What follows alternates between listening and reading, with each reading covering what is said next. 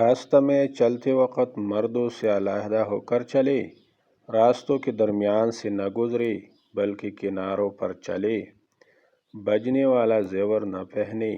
جو عورت شان بڑائی ظاہر کرنے کے لیے سونے کا زیور پہنے گی تو اس کو عذاب ہوگا۔ چاندی کی زیور سے کام چلانا بہتر ہے۔ عورت کو اپنے ہاتھوں پر مہندی لگاتے رہنا چاہیے۔ عورت کی خوشبو ایسی ہو جس کا رنگ ظاہر ہو مگر زیادہ نہ پھیلے۔ عورت ایسا باریک لباس نہ پہنے جس میں جسم نظر آئے۔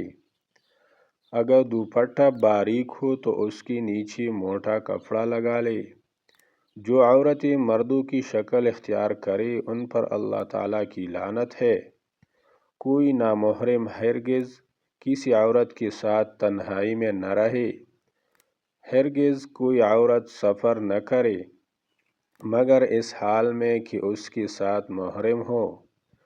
عورت ایام حیض میں مقدس مقامات مثلا مسجد میں نہیں جا سکتی، قرآن مجید کو نہیں چھو سکتی، تاہم وہ کسی اور چیز کو چھو لے تو وہ چیز ناپاک نہیں ہوتی، کھانا پکا سکتی ہے۔ شرع شریف میں مرد ایسی حالت میں عورت سے جماع کے علاوہ سب کام لے سکتے ہیں۔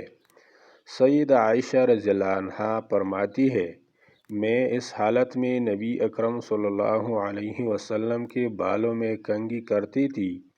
آپ صلی اللہ علیہ وسلم سر مبارک کو دھوتی تھی۔ ایک مرتبہ آپ صلی اللہ علیہ وسلم نے مجھ سے کوئی چیز اٹھا کر لانے کے لیے فرمایا، میں نے ناپاکی کا عذر کیا تو فرمایا، ناپاکی تمہارے ہاتھ میں نہیں ہے۔